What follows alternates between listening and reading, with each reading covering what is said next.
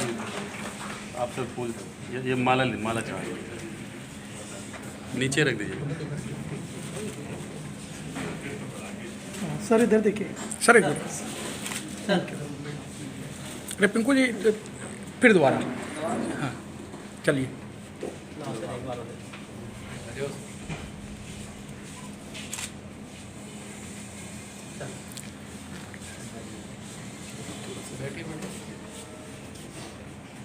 Sir इधर देखिए sir thank you.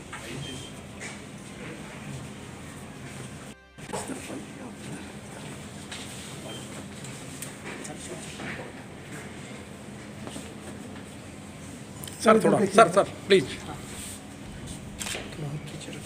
Okay sir thank you.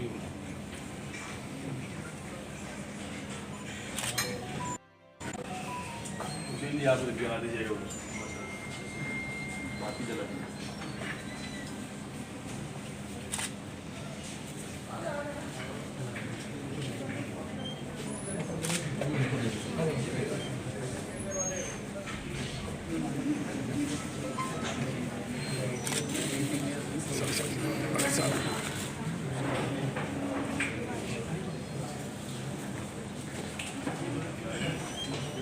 Ma'am इधर मैम। देखिएगा मैम थैंक यू।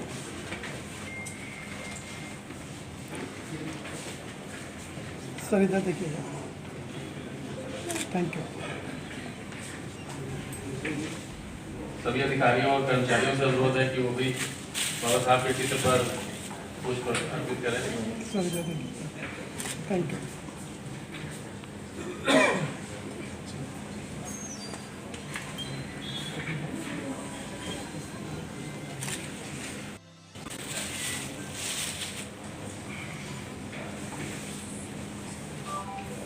माला की जगह से पुष्प अर्पित ज़्यादा धीरे धीरे।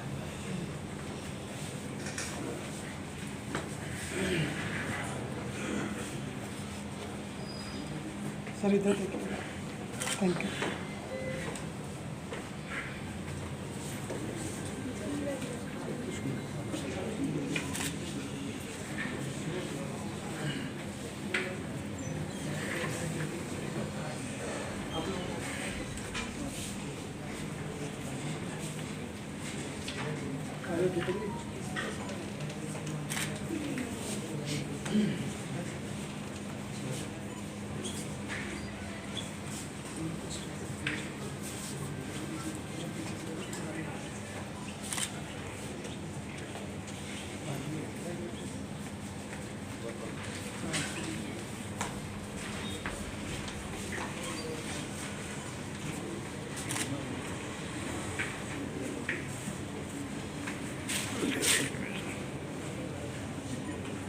Look here.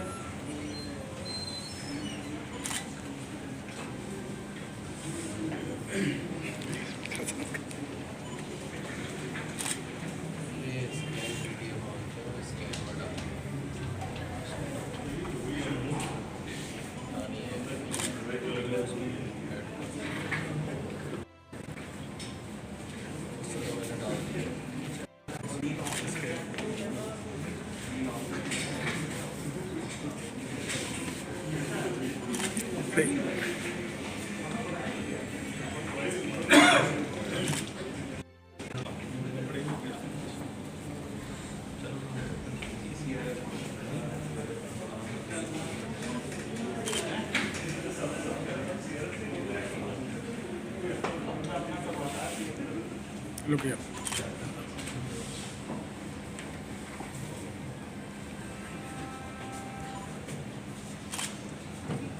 इस न्यूज चैनल पर जो भी वक्ता ने कहा वो उसकी अपनी राय है जिसकी पुष्टि नेशन न्यूज इंडिया नहीं करता। धन्यवाद।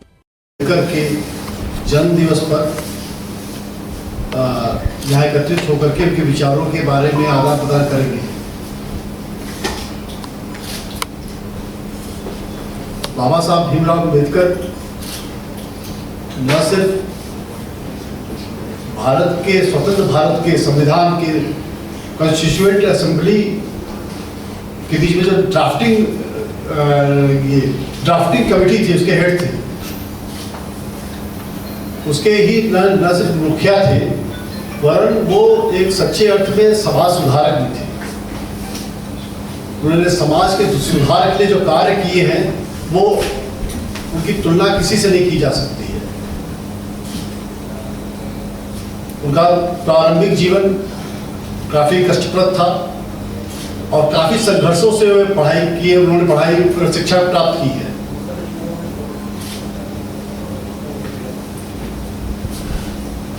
उस जमाने के जो प्रसिद्ध कॉलेजेस थे,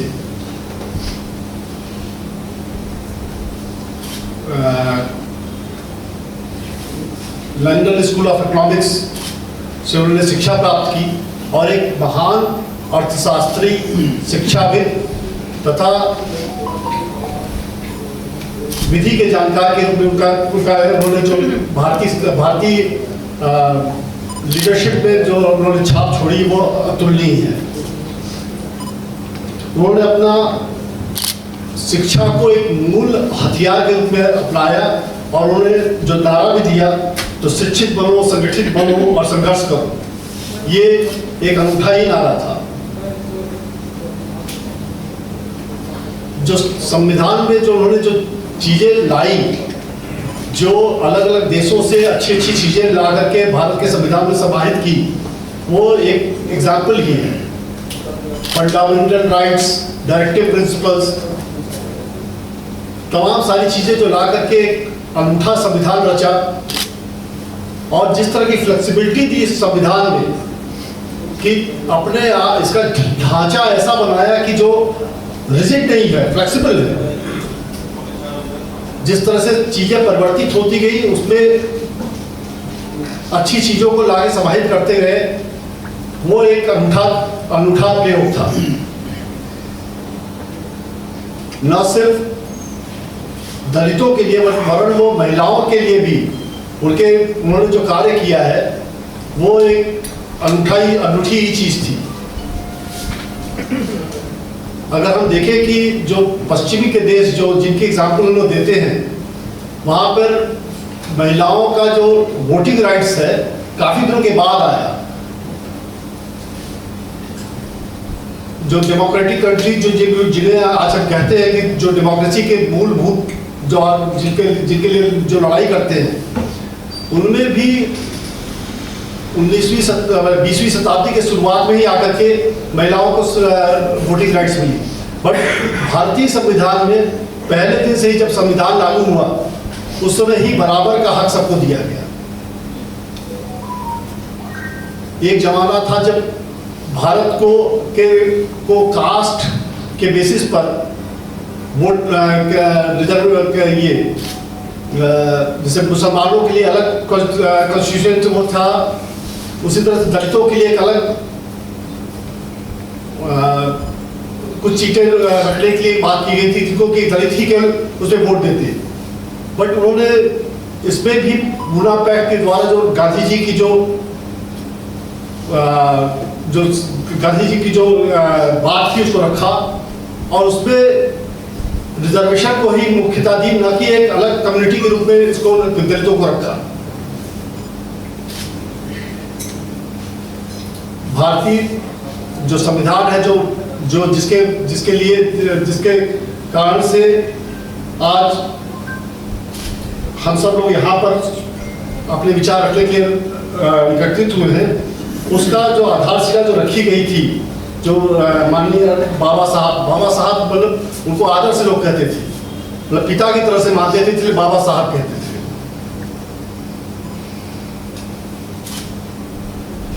हमारे मंडल में भी SC/ST के लिए काफी अच्छा कार्य कर रहे हैं हमारे जो संगठन है, और हमारे रेल तो करती संगठन भी अच्छा काम करते हैं। लेकिन अभी हाल ही में प्रशिक्षण के लिए SC/ST एसोसिएशन के जो मुखिया आए थे हमारे पास और उनकी बात रखी थी और उन्होंने देखकर काफी अच्छा प्रशिक्षण प्रदान कराया है। अंत में हम आप लोगों से सबसे ये कहेंगे कि जो बाबा साहब ने हमें जो रास्ता दिखाया है, जो सामाजिक समरसता की जो बात कही है, उसको हम सब लोग आगे बढ़ाएंगे और देश को उन्नति के पथ पर आगे बढ़ाएंगे। धन्यवाद। Thank you sir. All India SC/ST railway employ association के डिविजनल सेक्रेटरी श्री प्रताप जी से अनुरोध करता हूँ कि अपने विचार रखें। धन्यवाद सर। कि कैसे तारीफ करूं मैं आपकी बाबा साहब, कि कैसे तारीफ करूं मैं आपकी बाबा साहब, मेरे शब्दों में इतना जोर नहीं। सारी दुनिया का इतिहास पढ़ा है मैंने, लेकिन आपके जैसा कोई और नहीं। तथागत भगवान गौतम बुद्ध के चरणों में नमन करते हुए, नारियों के मुक्तिदाता, संविधान के शिल्पी, 9 भाषाओं के ज्ञाता, अर्थशास्त्री, सामाजिक विद्वान डॉक्टर बाबा साहब भीमराव अम्बेडकर जी के चरणों में नमन करते हुए, आज की सभा के और इस प्रोग्राम के मुखिया माननीय DRM साहब, माननीय सीनियर DPO साहब और समस्त विभागाध्यक्ष और मेरे एसोसिएशन के ब्रांचों से और मंडल से आए हुए पदाधिकारियों और सभी कार्यकर्ताओं और जो भी मेरी माता बहनें हैं, उनको मेरा जय भीम, जय भारत, नमो बुद्धाय। साथियों, आज हम यहाँ पर डॉक्टर बाबा साहब भीमराव अम्बेडकर जी के 134वें जन्मोत्सव के प्रोग्राम में उपस्थित हुए हैं। यह प्रोग्राम भारत ही नहीं अपितु संसार के कई देशों में मनाया जा रहा है और डॉक्टर बाबा साहब अम्बेडकर जी की महानता को हम इसी चीज से आंक सकते हैं कि हमारे देश ही नहीं अपितु वर्ल्ड के बहुत सारे देशों में बाबा साहब को श्रद्धांजलि दी जा रही है। तो आप इससे अंदाजा लगा सकते हैं कि वो कितने महान होंगे। साथियों, मैं एक रेल कर्मचारी हूँ और all India SC/ST railway employ association का डिवीजन सेक्रेटरी हूँ। संगठन के साथ साथ ये जो गतिविधियां हैं उनमें भी भाग लेते रहते हैं। और माननीय DRM साहब ने एक बात कही थी अभी कि वो प्रशिक्षण वाली बात, मैंने DRM साहब से अनुरोध किया था, उन्होंने ऑन टेबल 1 मिनट में ही उसको अप्रूवल दे दिया था। उसके लिए हम DRM साहब का हार्दिक आभार व्यक्त करते हैं और आशा करते हैं कि आगे भी हमको इसी तरीके से माननीय DRM साहब और अन्य सम्मानित अधिकारियों का सहयोग मिलता रहेगा। वैसे तो सहयोग हमें मिलता रहता है, लेकिन जाने अनजाने में कुछ चीजें ऐसी हो जाती हैं ना चाहते हुए भी, क्योंकि डॉक्टर बाबा साहब अम्बेडकर समता, समानता और बंधुत्व की बात करते थे। तो हम रेल में हैं, रेल में रह के मैं ये अपेक्षा करूंगा कि यदि आप बाबा साहब डॉक्टर भीमराव अम्बेडकर जी को, मेरे साथी चाहे ऑफिसरगण, सच्ची श्रद्धांजलि देना चाहते हैं तो समता, स्वतंत्रता और बंधुत्व की भावना रखते हुए सभी कर्मचारियों के साथ उसी तरीके का व्यवहार करें जैसा कि बाबा साहब चाहते थे। उनको बहुत अच्छी और सच्ची श्रद्धांजलि होगी। बाबा साहब डॉक्टर भीमराव अम्बेडकर जी को दलितों, पिछड़ों का मसीहा कहना उनके साथ बेईमानी करने जैसा है, क्योंकि बाबा साहब डॉक्टर भीमराव अम्बेडकर जी ने केवल दलितों, पिछड़ों के लिए नहीं किया था।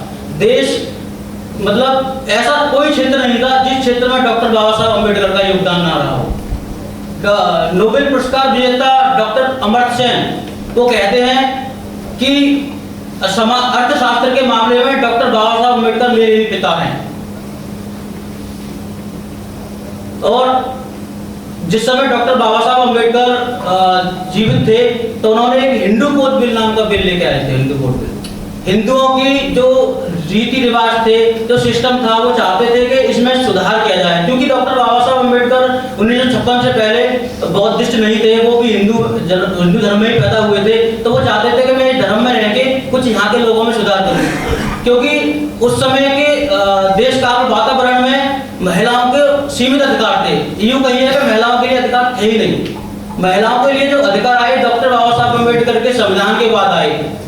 महिला हिंदू कोड बिल नाम उन्होंने इसलिए रखा गया कि हिंदू रीति रिवाज में वो चाहते थे कि सुधार हो। हिंदू कोड बिल के तहत डॉक्टर बाबा साहब अम्बेडकर ने महिलाओं को दत्तक पुत्र गोद लेने का अधिकार, महिलाओं को प्रसूति का अधिकार, महिलाओं को पति की संपत्ति में अधिकार, महिलाओं को बाप की संपत्ति में अधिकार, ये बहुत सारे अधिकार ये बाबा साहब डॉक्टर भीमराव अम्बेडकर जी की वजह से मिली। वो बात अलग है कि वो हिंदू कोड बिल उस समय के माहौल में पास नहीं हो पाया, बाद में कई टुकड़ों में वो बिल पास हुआ।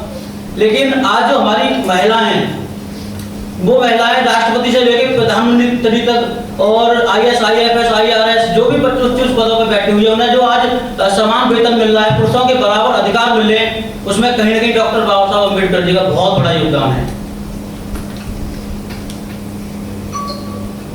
संविधान, भारतीय संविधान एक फ्लेक्सिबल ग्रंथ है और वो सबसे सर्वोच्च श्रेणी में आता है, क्योंकि आज के वातावरण में आप देख रहे होंगे कि विदेशों में युद्ध छिड़ा हुआ है, आपस में एक दूसरे को मारने काटने के लिए जड़े हुए हैं, आपस में लोगों में जो अंतर कर है एक देश में, लेकिन हमारे देश में अमन चैन शांति है, उसका श्रेय डॉक्टर भीमराव अम्बेडकर जी के संविधान को जाता है, क्योंकि उन्होंने इस तरीके का संविधान लागू किया, उसमें एक छोटे से जीव से लेके बड़े आदमी के लिए भी, मतलब सभी जानवरों को, सभी इंसानों को, सभी के लिए रूल बनाए उन्होंने, सभी को समान रूप से देखा उसमें। डॉक्टर बाबा साहब अम्बेडकर जी के परिकल्पना थी कि आरबीआई की स्थापना हुई, the problem of rupees and it's solution, उसमें उसके आधार पर हिंटन यंग कमीशन आया और आरबीआई की स्थापना हुई, वो भी डॉक्टर बाबा साहब अम्बेडकर जी की परिकल्पना थी। देश के अंदर सिंचाई की बहुत बड़ी दिक्कत थी उस समय, तो उन्होंने बांधों के निर्माण की परिकल्पना थी। बांधों के निर्माण के कारण एक तो बिजली का उत्पादन हुआ, दूसरे नंबर पर सिंचाई की सुविधाओं में भी काफी विकास हुआ, जगह जगह दूर दराज तक पानी की सुविधा हुई, जिससे जो है किसानों को बहुत बड़ा लाभ हुआ। ट्रेड एक्ट, यूनियन एक्ट, जो हमारे ट्रेड यूनियन के साथी यहाँ पे होंगे, जो ट्रेड यूनियन एक्ट आया वो डॉक्टर बाबा साहब अम्बेडकर जी की देन थी, उन्हीं की परिकल्पना थी। वो चाहते थे कि मजदूरों और श्रमिकों के हक के लिए कोई ऐसा उपाय आना चाहिए जिससे कि उनका शोषण ना किया जा सके, तो ट्रेड यूनियन एक्ट लेके आए, एसोसिएशन एक्ट लेके आए, जिसकी वजह से आज हम यहाँ पर डीआरएम साहब के सामने और अपने ऑफिसरों के सामने बोल पा रहे हैं। रेलवे जैसी सेवा जो देश की जीवन रेखा कही जाती है, उसमें कार्यरत रहते हुए हम सभी को यह संकल्प लेना चाहिए कि हम अपने कार्यों में न्याय, समर्पण व समता के भाव को सदैव बनाए रखें। डॉक्टर अम्बेडकर का सपना था एक ऐसा भारत जहां किसी के साथ भेदभाव न हो, और हम सभी उस दिशा में अपने अपने स्तर पर योगदान दे सकते हैं। मैं माननीय डीआरएम महोदय और सभी वरिष्ठ अधिकारियों का धन्यवाद करता हूं, जिन्होंने इस कार्यक्रम को संभव बनाया और हमें ये अवसर दिया कि हम डॉक्टर अम्बेडकर जी के विचारों को फिर से याद कर सकें और अपने जीवन में उतार सकें। तो मैं ज़्यादा न बोलते हुए चंद लाइनों से अपनी बात को यही समाप्त करूंगा। सबके हक में सब होता, सबके हक में सब होता, पर अपने हक में क्या होता। सबके हक में सब होता, पर अपने हक में क्या होता। सबके हक में रब होता, पर अपने हक में क्या होता। सबके हक में रब होता, पर अपने हक में क्या होता। सोच सोच कर दिल घबराए, दशा दिशा कैसी होती। सोच सोच कर दिल घबराए, दशा दिशा कैसी होती। होते ना अगर बाबा साहब, तो अपने हक में क्या होता। मैं अपनी वाणी को ही विराम देता हूँ और माननीय डीआरएम साहब और यहाँ पर समस्त सम्मानित विभागाध्यक्ष और यूनियन एसोसिएशन के पदाधिकारी और जो मेरी माता बहनें और साथी यहाँ पे इकट्ठे हुए हैं, मैं उनका आभार व्यक्त करता हूँ और आशा करता हूँ कि इसी तरह आगे भी बाबा साहब और हमारे जितने भी महापुरुष हैं उनको ट्रिब्यूट देते रहेंगे। जय भीम, जय भारत, नमो बुद्धाय।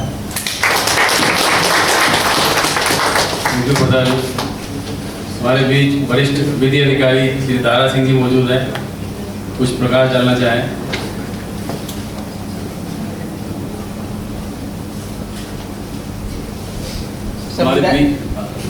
संविधान से संबंधित अगर किसी का कोई क्वेश्चन है तो सुझाव दे। नहीं, बाबा साहब भी सबसे पहले डॉक्टर विधि वही थे, मंत्री थे। हमारे बीच अगर और कोई अपने विचार रखना चाहता है तो स्वागत है। हमारे साथियों में से जो इच्छा से कोई अपने विचार रखना चाहते हो तो प्लीज आगे आके बोलिए बाबा साहब के प्रति। सुशील, कुछ बोलना है?